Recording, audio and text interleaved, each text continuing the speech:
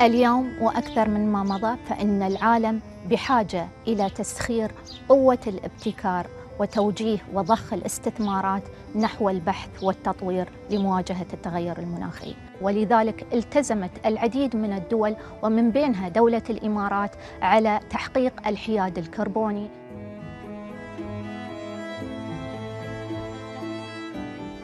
استخدام التقنيات الحديثة والصناعية هي جزء رئيس في عملية تقنين التغيير المناخي وخفض درجات الحرارة. على سبيل المثال الذكاء الاصطناعي يستخدم في تطوير مواد مختلفة لم تكن موجودة سابقا. الهدف من تطوير هذه المواد هو حبس غاز ثاني أكسيد الكربون أو تحويله إلى مواد أخرى. يوجد لدى دولة الإمارات خطة واضحة وطموحة للوصول إلى الحياد الكربوني من خلال تسخير التكنولوجيا والاعتماد على الانتقال من الطاقة التقليدية إلى الطاقة المتجددة والانتقال إلى اقتصاد أخضر مبني على الاعتماد على الطبيعة في مواجهة تحديات التغير المناخي. الأمم المتحدة في اجتماعها الأخير في مؤتمر المياه الذي أقيم في شهر مارس أكدت أن إذا أوجدنا حل للمياه فإننا نستطيع أن نساعد البشرية ونساعد الكوكب على التخفيف من تأثيرات التغيير المناخي. لذلك قمنا بتطوير جهاز نضعه على المسطحات المائية. طريقة عمل الجهاز كالتالي: الماء المتبخر من الأسطح المائية هذه يطلع داخل الجهاز ويتم حبسه إلى فترات المساء، وعند المساء عندما تنخفض درجات الحرارة يتكثف البخار داخل الجهاز وننتج ماء نقي من دون أملاح، من دون حاجة للكهرباء أو من دون الإضرار بالبيئة. أشجار القرم تلعب دور رئيسي في مواجهة التغير المناخي، فالقرم له القدرة على امتصاص 4 أضعاف الكربون مقارنة بغابات الأمازون. تم تأسيس برامج لزراعة أشجار القرم في إمارة أبوظبي. جميع هذه الجهود والمبادرات التي تقوم بها الجهات المحلية والخاصة تصب نحو الهدف الرئيسي والذي أعلنته دولة الإمارات نحو زراعة 100 مليون شتلة من أشجار القرم بحلول عام 2030. تم اختيار التكنولوجيا لزراعة أشجار القرم باستخدام الطائرات بدون طيار من قبل المنتدى الاقتصادي العالمي ليكون ضمن أفضل 12 ابتكار حول العالم يوفر حلولاً لمواجهة التحديات التي تواجه المحيطات. نحن متفائلون أن البشرية ستوجد حلول للتغيير المناخي، لأن هناك أفراد في هذه العائلة الكبيرة همهم الأول والأخير حماية الإنسان، حماية البيئة، وحماية المستقبل للأجيال القادمة.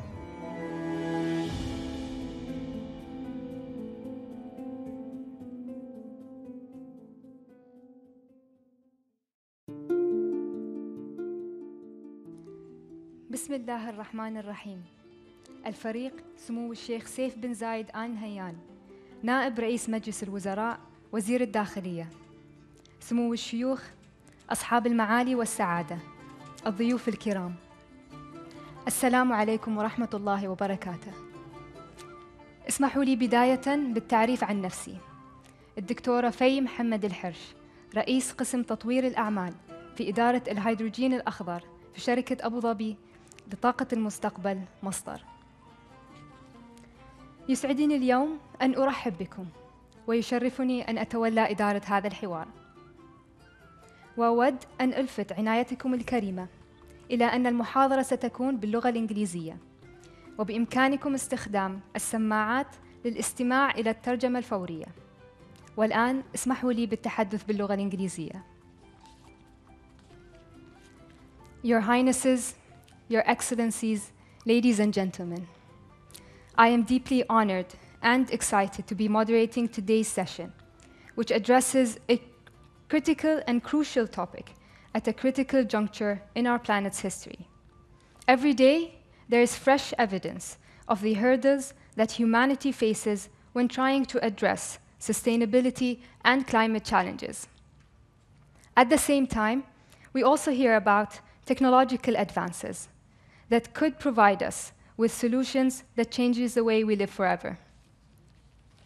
Today's lecture, titled Advancing Technologies for a Climate-Resilient Future, will no doubt explore some of these fascinating and important themes.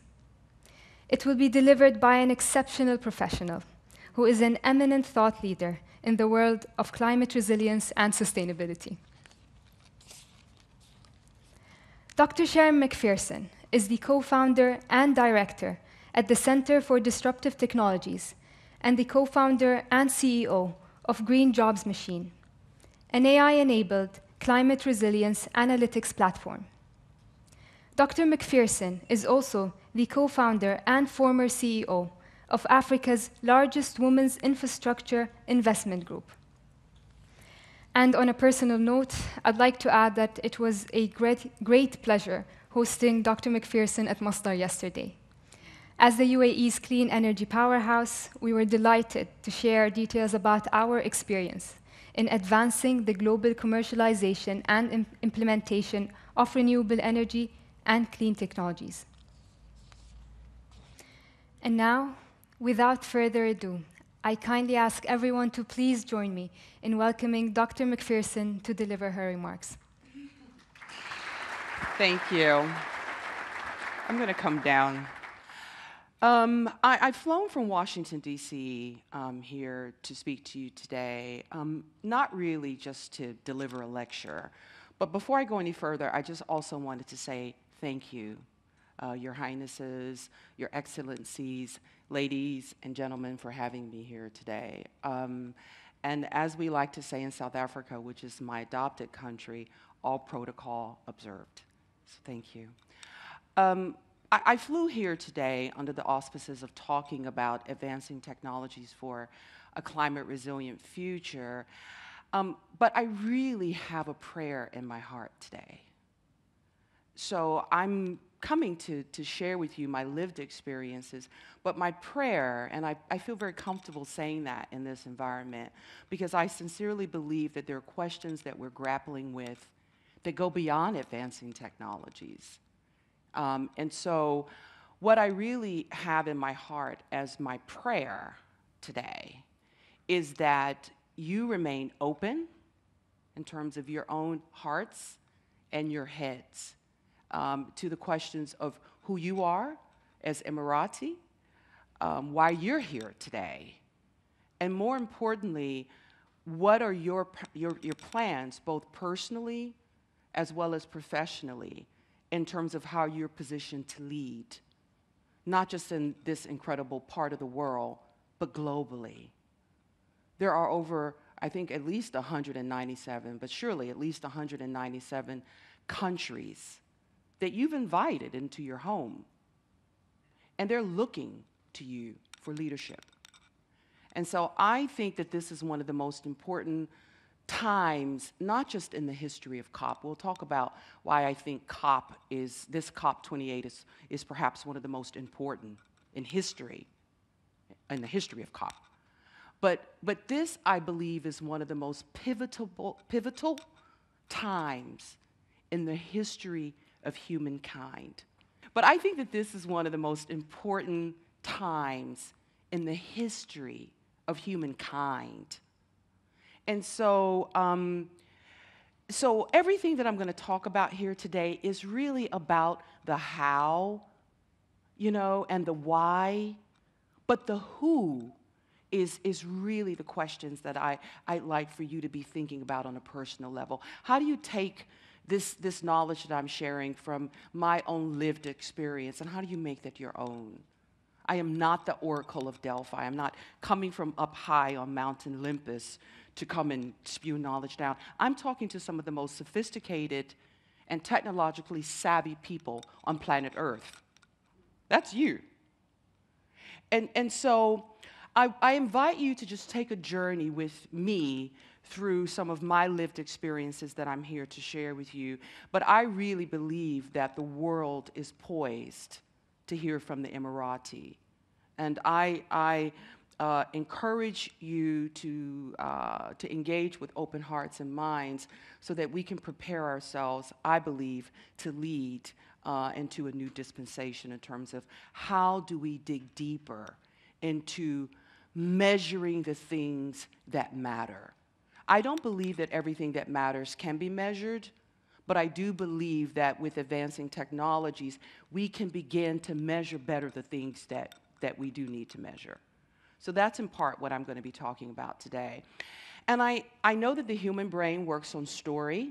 So one of the things I wanted to do was I wanted to start by telling you a little bit about my own story in terms of how I came to be here with you today. So my background is in banking and law. I am a reformed investment banker. I did not break the global financial system all by myself, I promise you.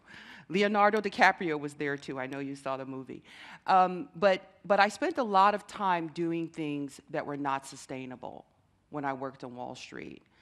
And I was an advisor for both Shell and Chevron, and I have a background in doing really complex transactions between big entities like Shell, like Chevron, like ADNOC, and governments. But what was missing from my work was community, was the people that get impacted by the deals that we make, right? And so that's some of the metrics that I'm talking about. Because if we don't get those metrics right, then the example that we can take from the lived experience that I had on the Niger Delta is going to proliferate. And so what did I learn from working with both Shell and Chevron on the Niger Delta? I learned that you can do good and you can do well, but you have to approach the conversation with empathy and compassion. And I think too often today, I'm invited to talk about advancing technologies, but I'm not asked enough to talk about hearts, to talk about vision, to talk about values, to talk about the things that should be shaping policies, the things that shape practices, the things that translate into frameworks and data and metrics. Technology can't do that for us. And so I want to make it clear, I am not here to sell you on the idea of technology alone. I'm here to sell you on the idea that if we don't bring our hearts into the conversations with our hands and our heads, we are finished. Technology alone is not the answer. And so what did I do on the Niger Delta? I helped to structure a transaction that cut across about 5 different countries, the Western Gas Pipeline deal. And it was such a bad deal for the people who were downstream, for example, like the Ghanaians, that if there was a disruption in Nigeria and the lights went off in Accra, there was no recourse because the Western Gas Authority was controlled by who? You know. You know. Shell and Chevron. Exactly, right? Judge, jury, arbiter, right? And so what began to happen? What began to happen is people who made their lives from fishing or from agriculture, you know, you'd have an oil spill and there was no recourse. And so when that happened over and over and over again, and no one's listening because the National Petroleum Company is doing something, and then the governor of the Delta State is doing something different, and then Shell is saying, well, I put the money in, but that the money went on walkabout, and it never got to the people who really needed it, what happened? You know. What began to happen is that people began to arm themselves, and they began to blow up pipelines. That's what happened. And then there was almost a civil war. You know, and then some folks came and they intervened and, you know, and they won a Nobel Prize for Peace. And still today on the Niger Delta, too many people are devastated. Their livelihoods are devastated. They can't feed their families. They can't take care of their people. And that's, if we're smart and we think we are, then we should be able to do better than that, right? We should be able to do good and do well. So what I learned from the Niger Delta is how to not get shot at, okay? Because I was shot at. And so I began to think, okay, hang on for a second. I've left Wall Street. I'm now living in South Africa. I teach project finance at the University of Cape Town. I'm advising. And so then I actually went onto the other side of the table and I began to work with communities, bringing together the knowledge of how do you structure complex transactions, how do you build public-private partnerships between business and government, but how do you bring in the community element? Because the communities are also complex. Who's leading the community? How do you begin to interact with the right community leaders so that the resources that the UAE has spent billions. You've committed billions. You partner with people all over the world, all over the global south. You have, as part of your strategic plans, the idea that you really don't want to leave anyone behind. But how do you make that happen? How do you make that a reality? That's really what this conversation is all about. And so I began to focus on resilience. One of the things I realized, I was invited back to Washington, D.C., probably in 2019 to begin to work on what was a Jobs Creation Act. It's now called the Inflation Reduction Act. But I was asked to look at the intersectionality between climate change and infrastructure and national security. And it was there that I began to realize that resilience wasn't just this thing that I thought was incredibly important because it could make a difference in terms of the lives of those fishermen on the Niger Delta. But I realized that I was spending time with the generals at the Department of Defense, and if you look at their climate strategy in terms of the U.S. Department of Defense, resilience is all over it. And then I went to the Department of Transportation, and then resilience was all over their strategy as well. And then I went to DOE, et cetera, et cetera.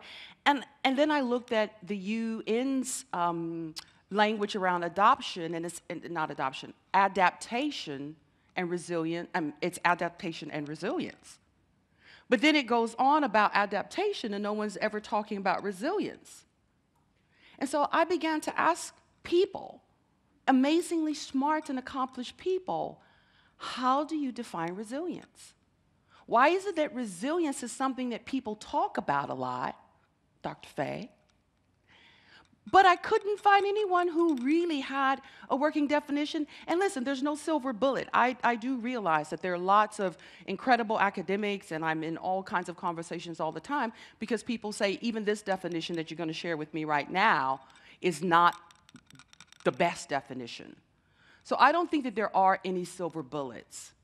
But I believe that you've got a policy that says we're going to take a pragmatic approach. Right? We're going to take a pragmatic approach to how we really tackle climate change. And so that pragmatic approach, I think, is anchored really in resilience. So I don't think that there's anything that we could be talking about right now that is more important than this.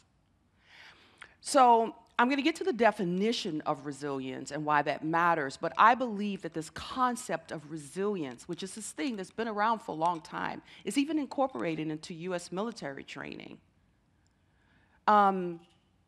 We need it more now than ever. So I decided I was going to be the resilience lady. So you can call me the resilience lady. So resilience is critical to building a sustainable future. We've got more carbon in our atmosphere now, today, than, according to climate scientists, than we have had in over 125 million years. Yo, as we say in South Africa, yo, yo, yo, right? 125 million years, that's a long time. And we have had temperatures of record, temperatures exceeding historical records. And of course, the Earth's climate has always, been changing. But something else is going on here. So we've got temperatures that have exceeded, since we've been counting, but certainly based again on climate scientists, some of the highest in 125 1,000 years. Wow. So how do we build a sustainable future, and how can we leverage our hands, our hearts, the most powerful machine on the planet, which is still the one between our two ears, along with advancing technologies, and I'll tell you what I mean when I say advancing technologies, to really build this sustainable future. And so this idea of leaving no one behind is part of your strategy, inclusive growth. So one of the things that we were able to witness, for example, during COVID-19, is we were able to witness the UAE in action. You did an incredible job of making sure that the Emirati were safe and that you were taken care of. And one of the things that I've been doing since I've been here is I walk around and I love spending time with young people, right? And so I ask young people, I ask young Emirati, what do you like best about being an Emirati? What are you proud of most? And do you know what they say? They say they're leaders. They say that what they are proud of most is the fact that they feel like their leaders hear them, and that you take care of them, and that they hear you. There's not a lot of countries where young people feel that way about their leaders. So, congratulations. And so we know that you do a good job leading. The question is are you ready to lead the world? Because you've invited the world.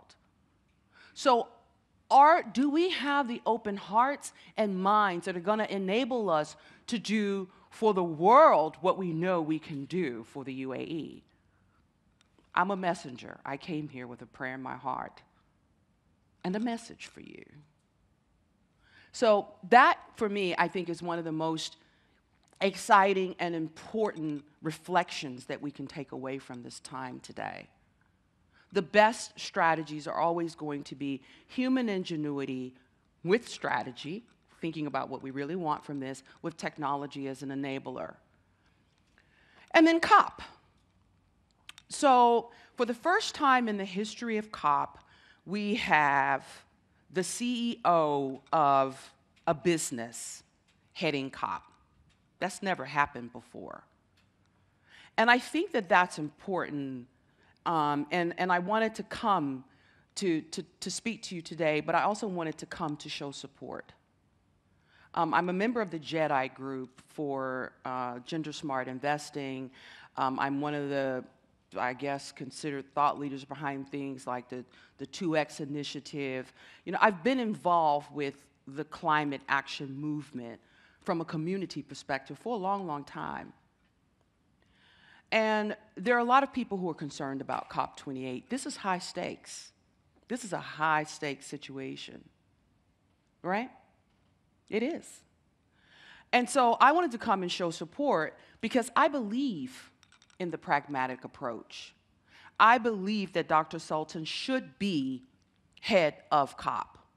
I think that we've had incredible people from all over the world who have come up with, we've got 17 SDGs, we've got, 169 targets, we've got 262 indicators, but one of the things that's missing is metrics.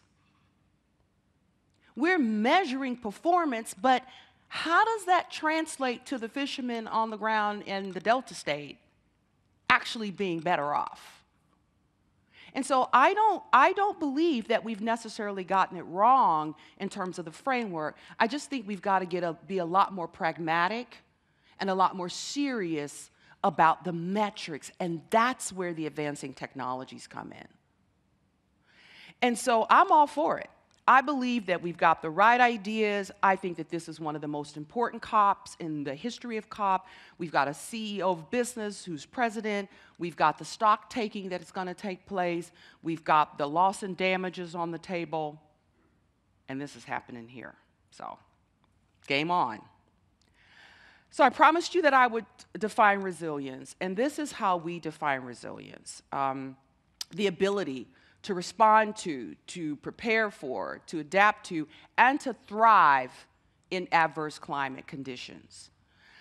So some folks have said to me that I'm okay with that definition, but when you added thrive, you kind of lost me, right? Because resilience as a thing has been around for a while, but I think now we need it more than ever, so I've made it my business to be the resilience lady. And I put thrive into the definition, and what we're doing is we're using some of the most advanced technology literally on planet Earth and in space to begin to measure resilience. That's what we're doing. And then we're going to save lives and livelihoods. Why thrive? Because if I showed you the picture of that tree, but it was dying, would you think that that tree is resilient? Probably not, right? So this concept of thriving, why is it okay for people at the base of the pyramid to just be getting by? Why is that okay? Why is it that we think that we are so smart and we are the apex predators on planet Earth and we've got the most powerful machine on the planet between our two ears, and we can't fix our systems such that the people at the base of the pyramid can thrive? When we've got enough resources on this planet for every single man, woman, and child to be a millionaire, that is absolutely ridiculous. So, resilience matters.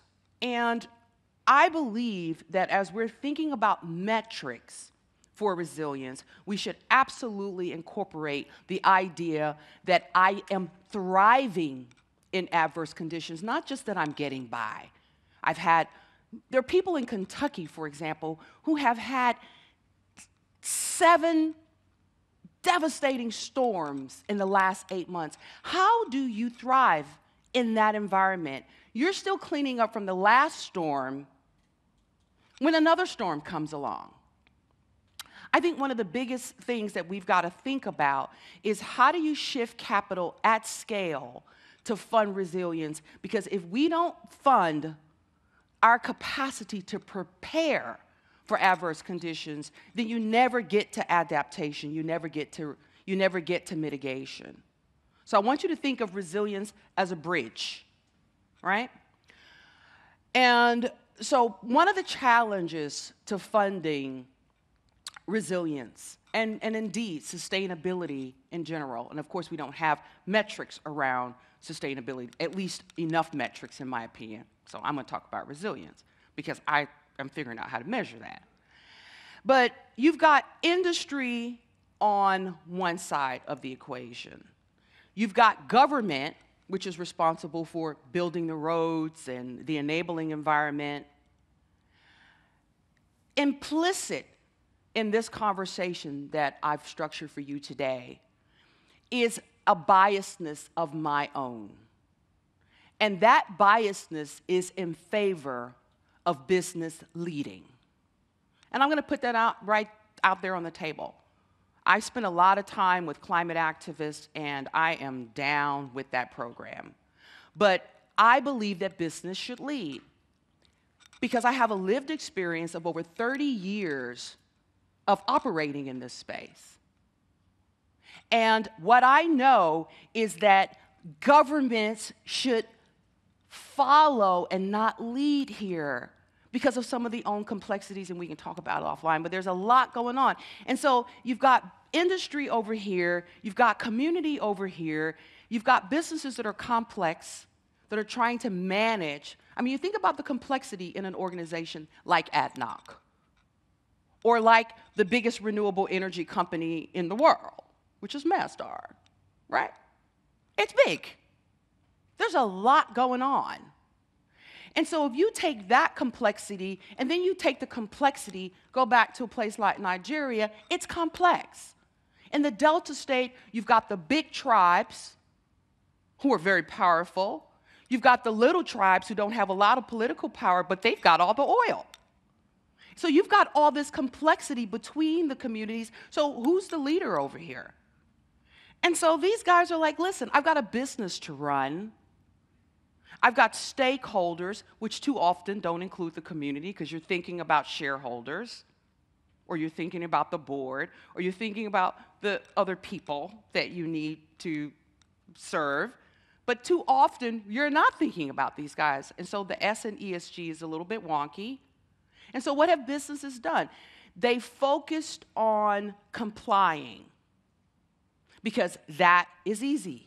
Easier, certainly, than dealing with this complexity. And so there is a tremendous amount of capital, financial capital and other kinds of capital, including creative capital, that is locked in industry. And that's my bias. I am all about how do we build bridges. Clearly, government is here, but this is a conversation that is focused on industry as a use case, understanding that government is also an important partner. So how do you build bridges between industry and community? How do you unlock the capital? This is the investor's dilemma, right? The investor's dilemma is that in the systems that we've constructed, capital likes to flow where capital is already flowing, right? People do business with people that they know and trust. And then capital as a thing kind of doesn't like flowing uphill and, you know, it's complicated. I need to understand the risk. That's the dilemma. I've got my business to run. And so as a result of it, this whole idea of ESG, reporting, compliance, it's burdensome. For too many businesses, it's a grudge purchase.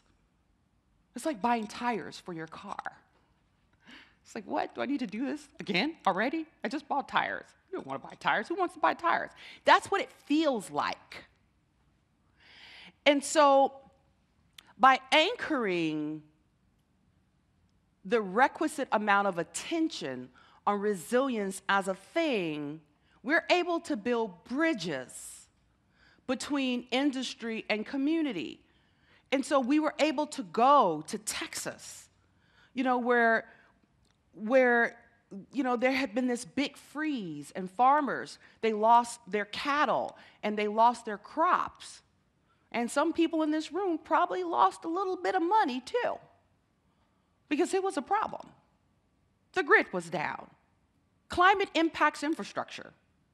We know that. And so by anchoring the conversation on resilience, as opposed to ESG and green jobs and some of the other things we care about, we're able to go in, talk to people like Dan Crenshaw, who's one of the politicians that represents Texas, and we're able to go in to talk to people who normally would not be receptive to the conversation. But if you're having conversations and the conversation is about being stronger in an adverse environment, would you like that? Absolutely. Would you like some investment that's going to help you to prepare better for the next big freeze? Because we know that it's going to keep happening. Even if we reached net zero today, right now, not 2050, if we reached net zero today, based on some of my friends who are the best climate scientists, I believe, on planet Earth, we would still be experiencing adverse climate events for the foreseeable future. So that means that even if we reach net zero today, resilience is still a thing. And by focusing on resilience and then figuring out how do you measure it and how do you drive it in some of the most vulnerable communities on the planet, but leading with business resilience, because every business also wants to be resilient, and then linking it to community with the bridge, everybody wins. And so sometimes I think the most profound solutions are not the most advanced technology on the planet. It comes from human ingenuity with a sound strategy with technology as an enabler. So these are some of the technologies that we're using presently to drill down into understanding resilience. So one of the most important technologies that I think that we should be focusing on is space technology. I'm really going to pick up the pace. I'm going to stop because I want to hear from you as well, and I'd love to have more conversations offline. So space technology, I think, is one of the most important technologies, whether we're talking about low Earth orbit, unmanned vehicles, right up to sensors that we can put on satellites. I think increasingly we're going to be going up to space, and with breakthrough technologies that allow us to increase the resolution, decrease the latency, we're going to be able to increasingly look at things on the planet and get data from a number of different modalities. And with expert data scientists and people who can provide insights, we're going to be able to, whether it's concerns about what's happening in the fishing industry, to how climate is impacting infrastructure, to how to get information to people in a timely fashion who are responding to a disaster. We're going to increasingly be going to space to figure out what's happening on planet Earth, all right? I can go through different kinds of technologies, but what I want to do is I'm going to end here, and then I'm going to fast forward to my last slide, and then I'm going to hear from you. This is how we're measuring resilience. Of course, environmental and ecological factors. Critical infrastructure is important. So I know you've heard from other speakers who have talked about libraries and toolkits. We've come down from libraries of hundreds of factors through toolkits right down to like the metrics which are here. Because that's where you need to be if you want to measure the things that really count. So you've spent $100 billion. How many jobs did you create? What's the quality of those jobs? Right, how many people are better off? How are you measuring whether they're better off? And so I think the UAE is positioned to lead, to say every investment that we make, we need to have a resilience score on it. That's what I think it would be really interesting. But in any event, vulnerability of population, economic factors, scaling infrastructure. We're not the first people to come up with a resilience index, but I think scaling infrastructure and vulnerability of the population are two major breakthroughs. Most indices don't measure those things. And so if you want to really understand resilience, you need to understand, is this person in Kentucky and they've had 7 storms already? That makes them a little bit more vulnerable, right? So if you're investing, understanding these factors, and then going down to the sub-factors, and then using technology to measure is what it's all about. Some examples from insurance, how insurance is using space technology. Some examples in terms of how you in the UAE have used behavior tech in terms of your food, energy, and water nexus. I think we should be using behavior tech, Dr. Faye, to figure out how we get the various players in COP28 together. Some insights into what really matters. This is it. Technology alone won't ensure our ability to be resilient. It can't be done without empathy. Head, hands, and your heart. That's it. Thank you.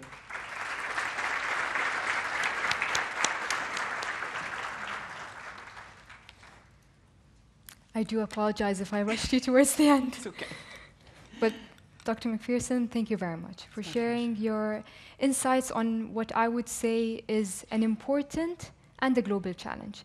Because the thing about global challenges is that they can only be addressed via collaboration in this case, bringing together people from various backgrounds in order to really drive action. I think that's right. Now, if you'd allow, I'd like to ask a few questions. Okay. So you mentioned earlier COP28. Yes. It's exactly that, and the UAE will be hosting COP28 later this year. So in your opinion, what would you like to see being achieved by COP28 that would help facilitate and expedite the implementation of climate resilience in this case? Well, I said it. And so I said I came here with a prayer.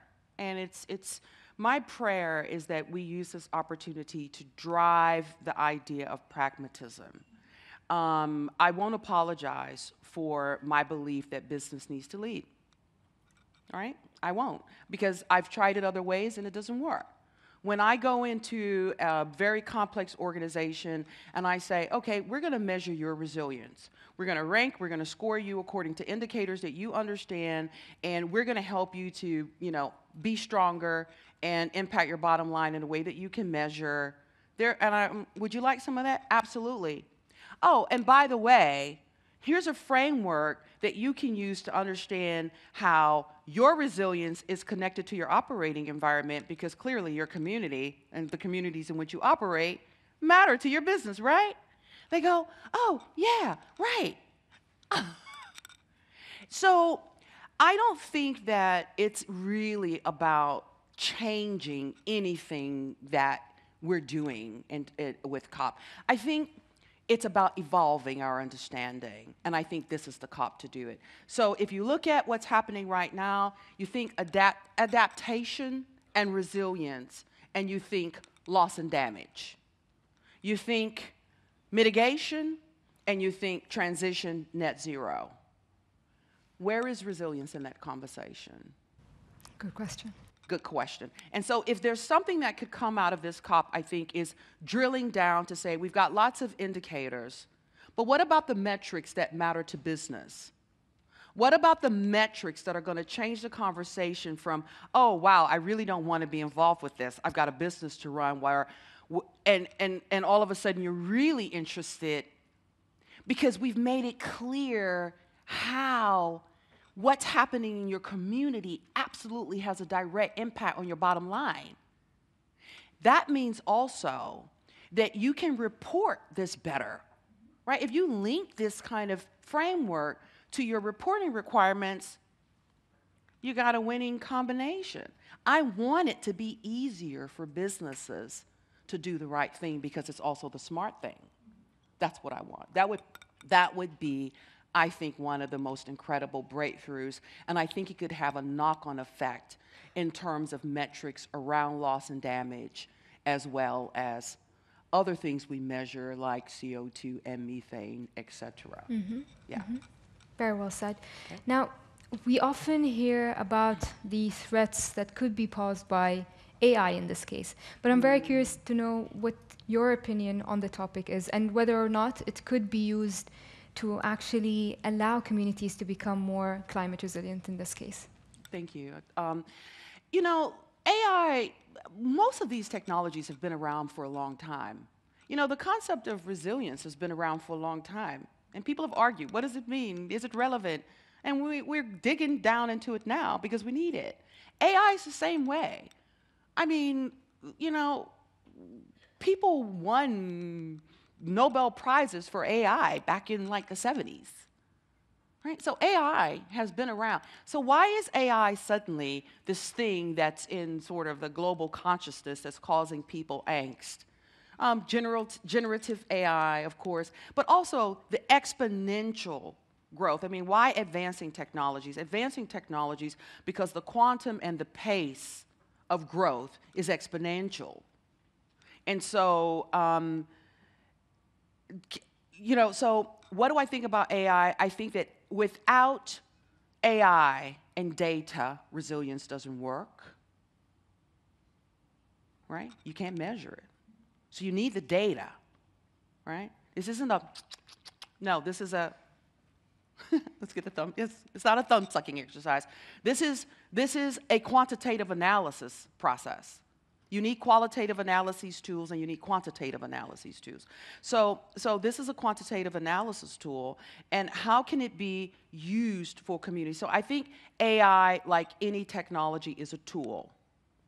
If you put corrupt and evil people in charge, then it will do corrupt and evil things because of the consciousness of the people developing and using the tools. So my biggest concern isn't about the future of AI. My biggest concern is about the consciousness that is prevailing on the planet and the breakdowns. I mean, every other week in the United States, we have a mass shooting. We've got a serious problem. And so my concern is the breakdown and the lack of bridges between people, head, hands, but where's the heart? We've lost the courage to have conversations about the things that really matter. It's all about the technology. Can AI be utilized to really make a difference in the lives of vulnerable communities? Absolutely. And please, don't buy the story that with respect to these communities that we are completely awash in data. It's a lie. Those communities are marginalized because we haven't been investing in them. And now it's ironic that if those communities in the Congo and those communities in Brazil fail, well, we're all going to suffer. And so now we've got to go back, and we've actually got to gather hyper-local, community-centric data about people and climate and phenomena in places that we've ignored. And so AI is absolutely critical, because without AI, no matter how smart we are, we just can't crunch the kind of data that we need to crunch so that we can extrapolate insights and then go out and do something better someplace else, because we've learned over here. Now we're going to go over here.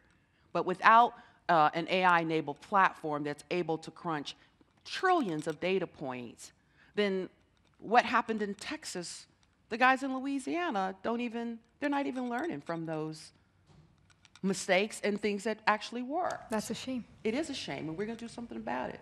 You and me, Dr. Faye. We will. We will. Yes. To be honest, there was one topic that I wanted to go back to, which is investing in this case. So what would you say are the complexities to climate resilience investing, and how can stakeholders, governments, businesses be supported to navigate them for the maximum benefit of, first of all, the people, and then ultimately the planet? Yeah, listen, the complexity is real. I mean, one of the things that, so I've spent a lot of time working with mining companies, for example, across a number of countries. South Africa is my adopted country. I've lived there for 26 years. And I'm thinking about the massacre that happened with lawman, Platinum is now Sibanye.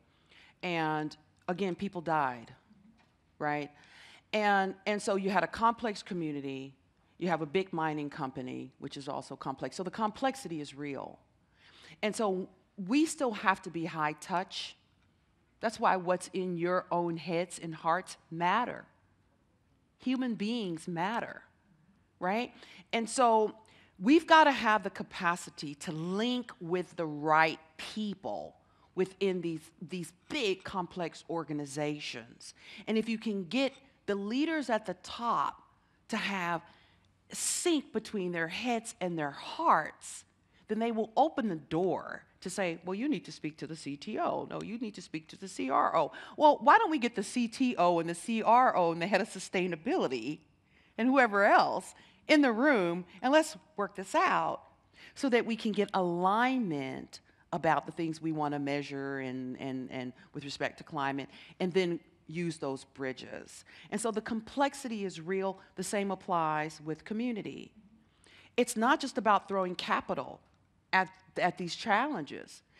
Throwing capital at capital alone at some of these vulnerable communities, it's like giving a person who's been starving a feast. If I'm starving and dying of thirst, what can I do with a feast?